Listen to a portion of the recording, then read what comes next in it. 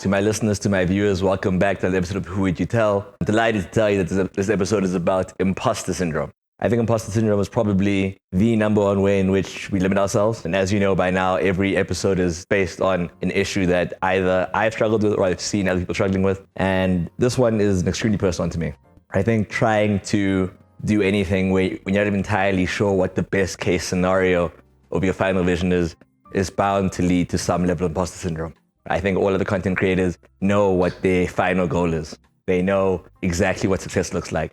And I've changed my vision, my idea of success so many different times at this point in time. I don't really know how I could say, you know what, I reached this point, that means I'm successful. So almost at all times, I'm wondering, does it even make sense for me to be doing this? And I think it does. I think the feedback I've received, the episodes I've made when I have been the most uncertain and gotten certain responses, I've said, okay, cool, so it's still landed, right? That the idea is that ultimately, as much as I'm doing it for myself, right? Because the idea is to have spoken about something that I struggled with at some point. The gift is that inevitably there's somebody else who wins or gains something. Ideally a chuckle, right? I'd like to think at some point in time, we'll get past the point of these episodes being extremely serious and requiring a lot of vulnerability. You get to a point where, you can just take in information and it's not always as heavy. I hope this episode is finally the first step towards that goal. Thank you for tuning in. So, imposter syndrome. I think we've all seen it discussed because, again, it is an extremely common issue, right? But reality is I've never seen anyone provide any real solution for it. People will tell you have to just push through it. Some people use it to prove themselves. Some people think that, you're bound to have it if you're trying to prove yourself in any field, right? That's the whole point. You have to provide a basis of evidence that means you are truly what you say you are, at least on the road to where you're trying to get to. And when I first came to the idea of having this topic, it was actually my brother who sparked the idea. He said it in a much funnier way than I'm presenting it to you now. But basically the conversation was about a rapper that we listened to. Like, I can't remember exactly where we were going, but we heard the song play. He's like, why is this guy still doing this? Why on earth is he still making music? There's no way he doesn't know that he's past it. He's put out his best songs maybe six to 10 years ago.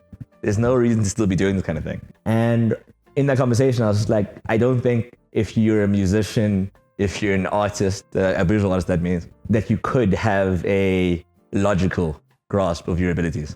I think with mediums that are so subjective, it's almost impossible that you would have, a sane idea or a stable idea of exactly how good or how bad a piece of art might be. You would have to believe that all that you produce is worthwhile in one way or another. And given that it's subjective, you can't really argue with that. You can't say, no, actually, he didn't make something worthwhile because somebody else might believe that piece of art or that song is the best they've ever seen, the best they've ever heard, and immediately becomes of value because somebody is willing to put something towards it. And, aside from that very altruistic and hippie take that, all of it matters, it all counts in the end, right? There's still some value in that, right? That you don't necessarily need to have what you put out or what you do validated by somebody else for it to be worthwhile, right? If it's something that moves you, something that engages you, something that forces you into action, for no guarantee, then immediately it has to be worth something. So I guess in my quest to conquer my own imposter syndrome, I'm at a point now where I'm like, I don't have a goal in the same way that I have other career goals, where I'm like, I hope that I do this long enough and I end up in this specific place. With Who Would You Tell, the point is to just have made a certain number of episodes. And the goal of episodes is 500. Ideally, not 500 episodes where I'm speaking just myself to the camera, because that's a bit ridiculous. I don't think you guys want to watch the same person speak 500 times. I mean, I think I have a huge personality, and I think I'm funny, like ridiculously funny, and I think that's shown by the fact that I have the podcast in the first place, but not 500 episodes of just myself speaking. But in some ways, I've been needing to make an episode like this for a very, very long time because I've often lent on having guests join me because I've been kind of nervous to properly take center stage and be the focus of my episode or the topic itself. It's very easy to have somebody else who's more comfortable speaking about it than I am, because then, you guys gain and I gain from listening to them as opposed to needing to be the person imparting their story to kind of make it all make sense or make it easier to digest or easier to get through. And I guess I'm over it. Like, I'm still nervous, of course. I still think there's no way I could be right about this. There's no proof that this is a talent. There's no proof that this is what I should be doing. There's no way that it makes sense to dedicate this much of your time to something that you can't really guarantee the outcome of. But then I thought back to the conversation. It's just like, the entire point is that I think it's worthwhile.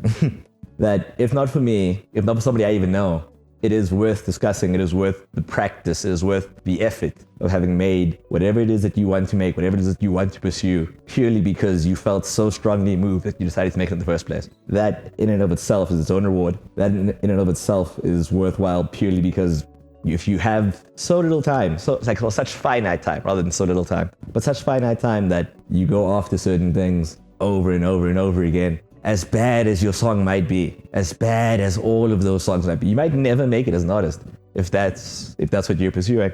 It doesn't really matter, right? Because you still did what you wanted to do, right? You still made music. Ideally, you then don't take the art of becoming a starving artist. It's like, please do get a regular job. That's not what I'm not saying. Leave it all behind and go, head over heels for this one thing, even when it starts making sense. There does come a point where you have to look and say, okay, cool, I might not make it in the route I'm specifically trying to go down, but that doesn't mean it's not worthwhile to have put in the effort and the time, right? Because on some level you would have released it and known that you did try. One of my life's goals, and it's going to sound a bit dark, is to ensure that I do not die with a single regret. And obviously there's like lots of stupid things that we all do, we all make mistakes, so to have no regrets whatsoever, not realistic, but rather to die with as few as possible. And when it comes to what I want for myself long term, working in football one way or another, that is something I refuse to die without having at least tried, which is why the Base Never Die exists. And I think working towards media in general is something that I've known I wanted to do for a long time. I've never known how exactly I want to do it, but the whole point is to at least have tried. And I think when I got to the point of realizing that it didn't matter how good or bad I actually was, I'd rather have known than to have just not done it. Like the idea of not making it because it's like there's no real point. There's no real point in wondering what if matter-of-factly, there will come a point where you couldn't have tried, like you won't have the room to go after what you say you want indefinitely. It does come a point in time where you have to just hold what you have, and that's it.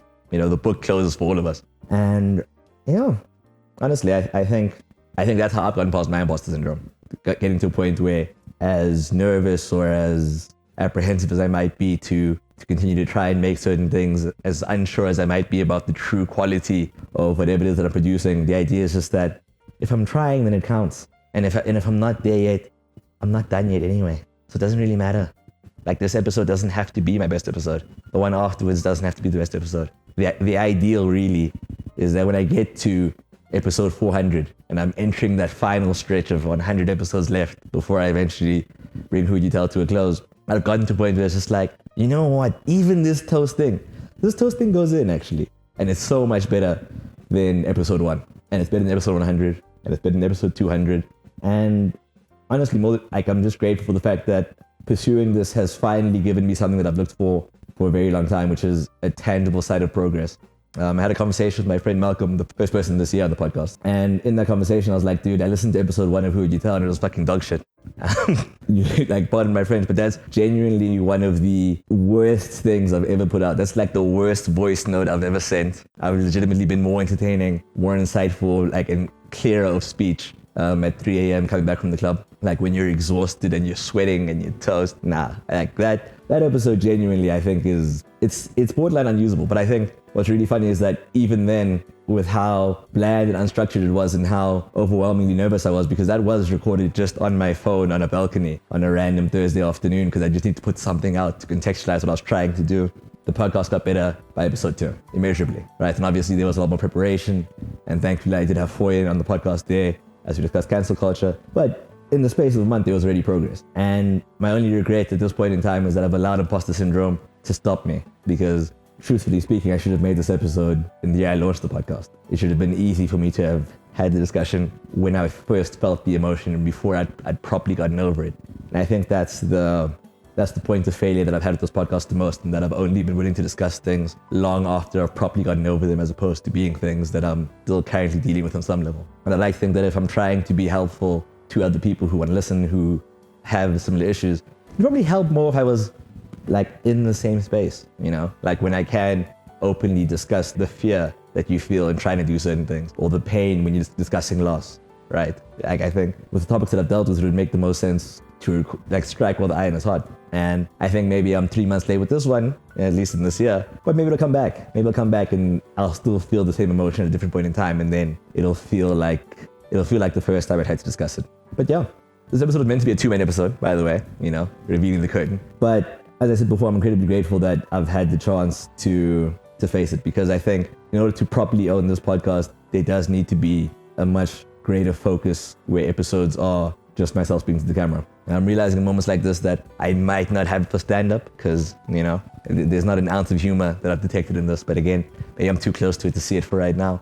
But more than anything, I hope that what this episode leaves you with is just an understanding and an appreciation of the fact that I fundamentally do believe that anyone that is going after anything, if it's something as simple, I say simple, not to demean it, but something as simple as, working your way up at your job on a day-to-day, and if you experience imposter syndrome, all you can really do is keep showing up. And that's enough. If you continue to show up, you continue to be present, you will at some point move past it. If you're afraid to make music and you're sitting on lots of unreleased stuff, it doesn't serve you to hold on to it. You can't move forward by not releasing. You can't grow by not getting the critique. If you're an artist and there's a piece that you're not 100% sure about, if you're not going to continue to work on it, then you may as well release it. It doesn't serve you to hold on to anything indefinitely.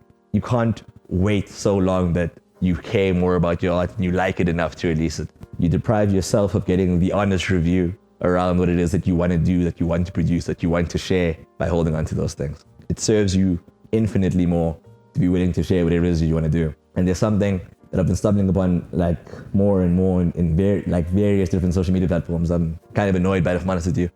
If you have a really, really good idea, if you believe that something is destined to go your way, that will only be the case for a certain period of time before somebody else does it. There's a quote that goes more or less on the lines of, it supposes that if you wait too long for your time, if you wait too long to chase your dream, your wake-up call will come in the form of somebody else living your dream. And again, we must be honest here. Not everyone else is going to make it in their desired creative field. That's not what I'm suggesting here. That must be clear. Not all of your dreams will come true. That's not what I'm doing. I'm not a leprechaun. I'm not a genie. I'm not granting wishes. But I am just trying to inspire action. If there's something that you feel you truly care about, something that you feel is truly worthwhile, even if it's just to you, if you want to share it, it does not serve you to hold on to it. This will go out of the Christmas episode, by the way. You guys can take this as your Christmas gift from me to you. A special episode of Who Would You Tell? LLM on a couch, in other words. Merry Christmas. I hope that everyone is taking this time to properly look at what it is that they want for themselves. I hope everyone is taking the time to try and plan to honor what it is that they want for themselves. And I'd like to say, I can say conclusively that 2025, Who Would You Tell? Is going to be the best that it's ever been. If you've taken the time to ever listen, if you've taken the time to comment, if you've taken the time to subscribe, from the bottom of my heart, thank you. To go this blindly, to follow this blindly for something that honestly I do not think is that clear or that easy to understand or see in terms of how much value there truly is in a Who Would You Tell episode. I'm incredibly grateful. If this lands at all, comment. Like we are at a point now, I'd like to think. I've made enough Instagram stories. I've said, comment when you like the episode, leave a like. We're here now. I think you guys can actually comment. Don't tell me when you bump into me. I'm over it. In fact, if you're gonna tell me that you liked the episode but you didn't comment, doesn't count. I'm gonna say you're lying. Doesn't serve me. Show Oaks. Don't like my podcast in secret. It's not a why? It's not a spy podcast. What are we doing? But on a serious note, guys, thank you for listening. Thank you for tuning in. And yeah, catch you 2025.